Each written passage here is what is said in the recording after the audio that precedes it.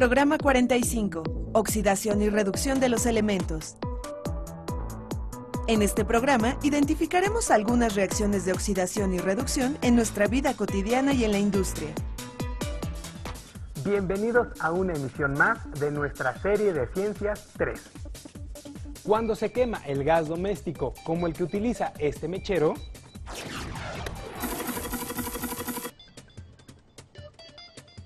se obtienen productos como el dióxido de carbono y el agua. Cada vez que respiramos, también se forman estos compuestos. Entonces, si los productos son los mismos, ¿qué diferencias hay entre la combustión que sucede en el mechero y la respiración celular? Como consecuencia del proceso de digestión, los alimentos ricos en carbohidratos que consumimos se transforman en glucosa. A su vez, durante la respiración, ocurre una serie de reacciones químicas donde participan la glucosa y el oxígeno. En las mitocondrias de las células, la glucosa y el oxígeno se transforman en dióxido de carbono y agua. Todos estos cambios químicos se pueden representar de forma resumida en una ecuación química. Durante estas reacciones, los átomos de carbono y los de hidrógeno ganan oxígeno. Este tipo de cambios químicos reciben el nombre de reacciones de oxidación. Al igual que en las reacciones de combustión, durante la respiración aerobia se libera energía, pero no se produce una flama. ¿Se imaginan lo que ocurriría si durante la respiración se produjera una flama? Gracias a que las plantas realizan el proceso de fotosíntesis, contamos con oxígeno para respirar. ¿Qué tipo de proceso es la fotosíntesis? La fotosíntesis es un proceso mediante el cual las plantas producen sus alimentos. Este proceso se lleva a cabo en los cloroplastos que existen en las células vegetales, en algas y algunas bacterias. Durante la fotosíntesis se realizan reacciones químicas por medio de las cuales, a partir del dióxido de carbono, el agua y la luz, se producen la glucosa y el oxígeno.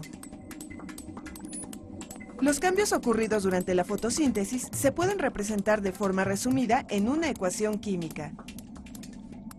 A los procesos donde algunas sustancias pierden oxígeno se les denomina reacciones de reducción.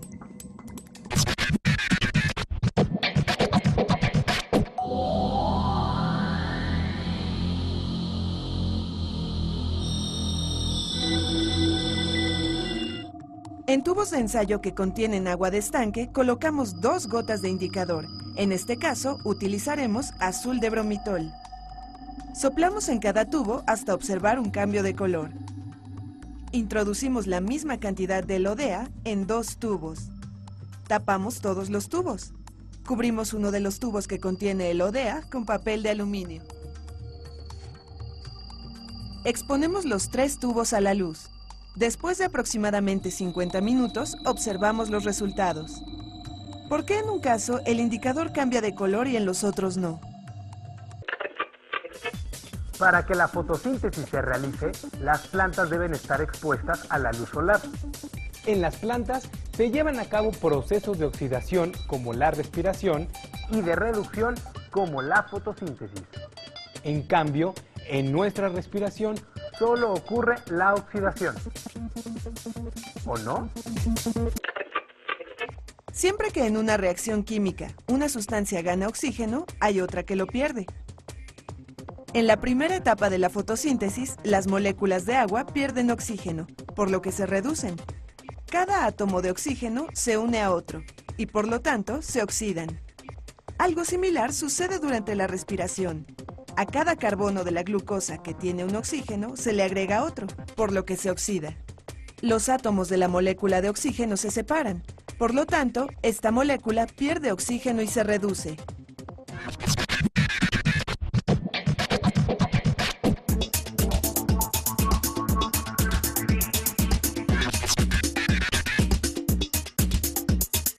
¡sorpréndete! Para obtener la energía que proviene de las moléculas de la glucosa, Primero es necesario que éstas se rompan. de no ser así, no puede llevarse a cabo Cabo la respiración celular. Antes de que la glucosa entre a las mitocondrias, en el citoplasma celular ocurren diversas reacciones de oxidación y reducción. Durante estos cambios, una molécula de glucosa se transforma en 2 moléculas de piruvato. Este compuesto entra a la mitocondria y se inicia la respiración celular, al final de cuyo proceso se obtienen como productos el dióxido de carbono y el agua. No me imaginaba que cada vez que inhalamos y exhalamos, se llevaran a cabo tantas reacciones químicas. y en todas nuestras células. ¿Saben ustedes en qué otros fenómenos cotidianos ocurren reacciones de oxidación y reducción?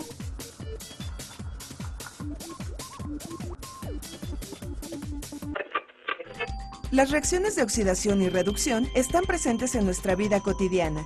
Encender un cerillo es un ejemplo de ello. En la caja de los cerillos existe una cinta formada por goma, vidrio molido y fósforo.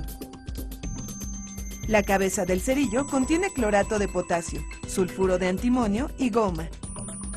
Como consecuencia de la fricción se libera calor y se produce una chispa debida a la presencia del fósforo. La energía liberada provoca la descomposición del clorato de potasio en cloruro de potasio y oxígeno.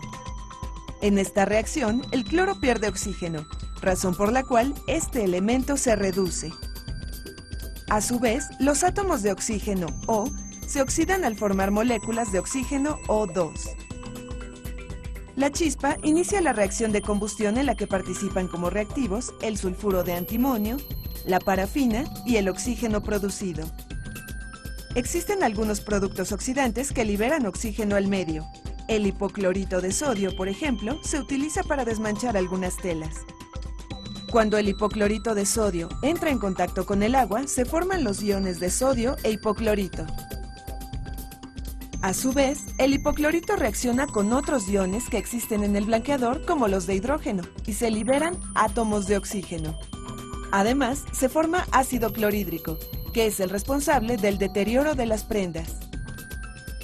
Los átomos de oxígeno reaccionan con los compuestos responsables del color. Se forman nuevos compuestos incoloros.